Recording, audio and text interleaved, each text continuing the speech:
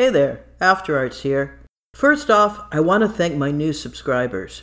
I have so much variety of content on this channel. I'm not sure if you've subscribed for the narcissistic abuse content, the landmark forum content, or the Lori Vallow and Chad Daybell content.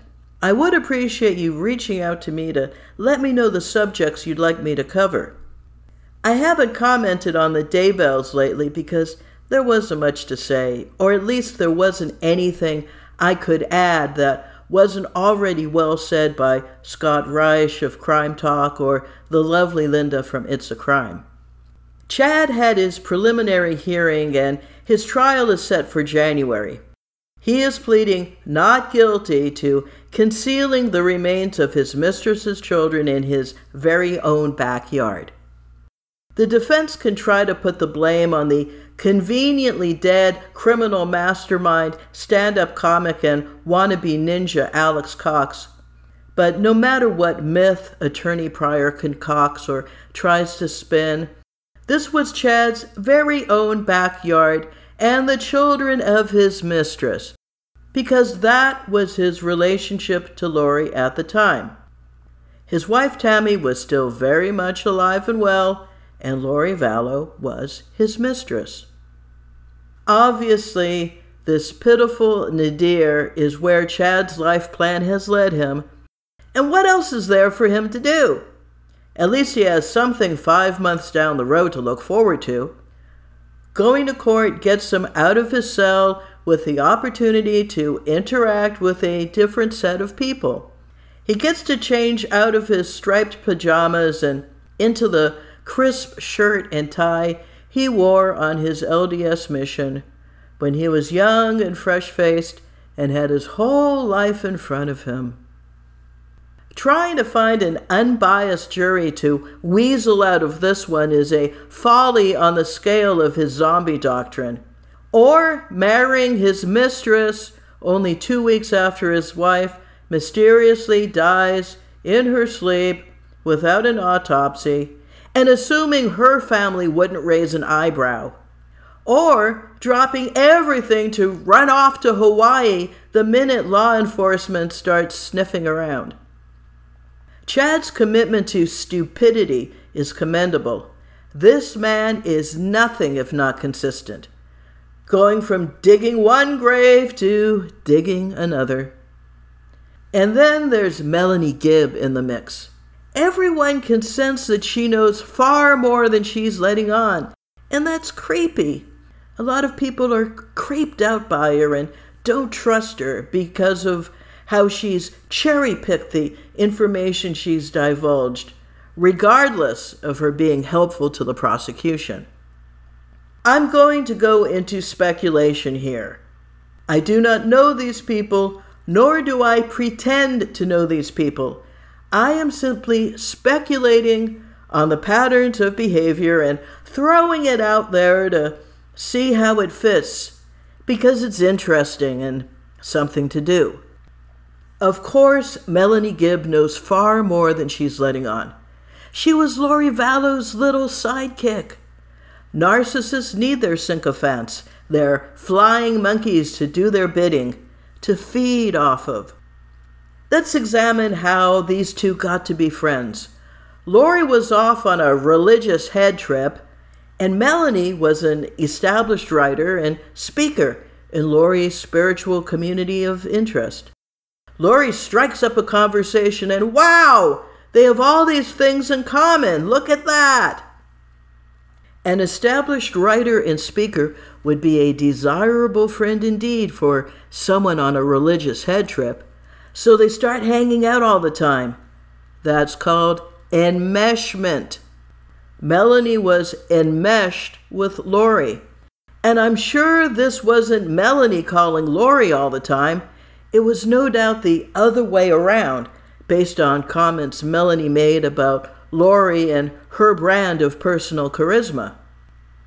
Now, I've seen body cam video and heard audio of Lori, and in my humble opinion, her charisma comes off as a particularly clumsy melange of word salad, wardrobe, cosmetics, all wrapped around a carefully cultivated backstory.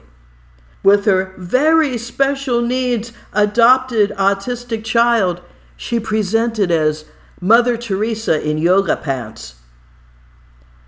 Once you've been around the block with a narcissist, you can spot them from a mile away. Lori Vallow looks like a narcissist. And Melanie Gibb looks like a flying monkey. Look, we've all been there and back with the narcissist. When the relationship starts out, they are the coolest, most fun, and most interesting people we've ever met. They feel you out in order to hook you in the most effective way, so you feel bonded to them.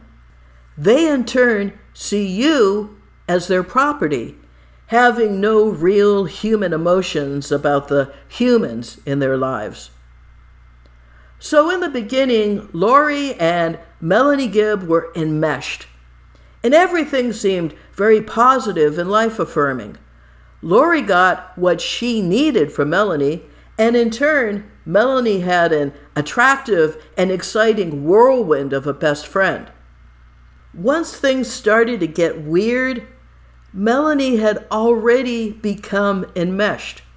She continued to go along with the program because that's what we do when we are enmeshed with a narcissist. The narcissist is like a parasite, vampirizing energy from their victims. The enmeshment is such that your thoughts and desires become subservient to those of the narcissist. Thus, when Melanie Gibb talks about heresy like the zombie doctrine and the portal, her response was, well, I thought that was different. When one is enmeshed with a narcissist, they will do whatever mental gymnastics is necessary to maintain the status quo. You are addicted to the narcissist. Even though you are allowing the narcissist to use and abuse you and vampirize your energy, you will fight logic, common sense, and every brain cell in your skull to keep that relationship going.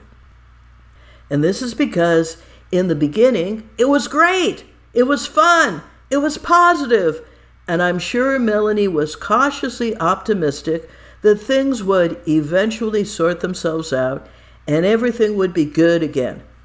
This would explain why her boyfriend David was looking at property near Chad's house. Melanie admitted her embarrassment at going along with the heresy, giving tacit approval to Lori and Chad's illicit relationship and every lie and half-truth we probably haven't heard about yet.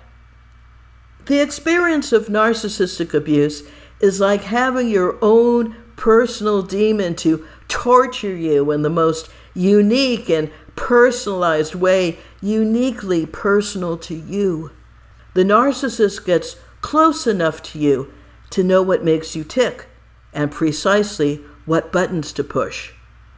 For a devout Mormon like Melanie, who takes the scriptures seriously, to be led down the garden path to accept or at least tacitly approve heretical doctrines and an extramarital affair would be a truly subversive and diabolical screwing with one's head. It is a narcissistic tactic to initiate a relationship based upon a shared belief or path and to slowly twist things around 180 degrees. The partner will rationalize that people change and grow, but what the narcissist is doing is a deliberate and monstrous infiltration of your heart, mind, and soul. It took Lori throwing Melanie under the bus with the police for Melanie to realize that this was a bad situation to be party to and a friendship not worth keeping. On the pivotal phone call, Lori told Melanie that she had done what God told her to do because it would be typical narcissistic behavior for her to see Melanie as nothing more than an extension of herself. It has also been noticed that, based upon Lori's reaction to Melanie during the call, that this was probably the first time that Melanie ever challenged Lori about anything. Melanie was no longer buying what Lori was selling and no longer content to be a flying monkey. Lori hung up because if Melanie wasn't going to be useful, then she had no use for her. Melanie still has trouble admitting that she was taken in by a narcissist, that she had had her head screwed with by a narcissist, that she was compelled through her relationship with the narcissist to betray her own beliefs and values in an ugly, tragic, and sensationally public way. Can anyone even begin to wrap their minds around how awful that must be, to have this be your reality daily? To know that there are 4 dead, innocent people, and you were there, but you were so gaslighted you couldn't even see the forest for the trees. Melanie can't even say that Lori is a narcissist. She's still holding out that Lori could still somehow, someday be saved. She still sees the veneer of goodness and Luciferian light that sucked her in way back in the beginning. Like Stockholm Syndrome, she continues to profess compassion and kinship with the murderous creature who gaslighted her and callously threw her under the bus. Melanie Gibb seems creepy because she is traumatized from being narcissistically abused. In my opinion, she is actually very brave for coming forward. It is so painful to admit that you were taken in by a narcissist. It is harrowing to look at what you tolerated for the sake of your relationship with a narcissist. It is a literal horror show to realize that your narcissist was never who you thought they were, but instead a demon in disguise. And your whole relationship was nothing but a lie. This is what Melanie Gibb has to wake up to every day. Let's give this woman some love because she needs it. With the trials ahead, it's going to take her time to process everything she's been through. In a very real way, Melanie Gibb is yet another of Lori and Chad's victims. All right, thank you. This has been After Arts. Out.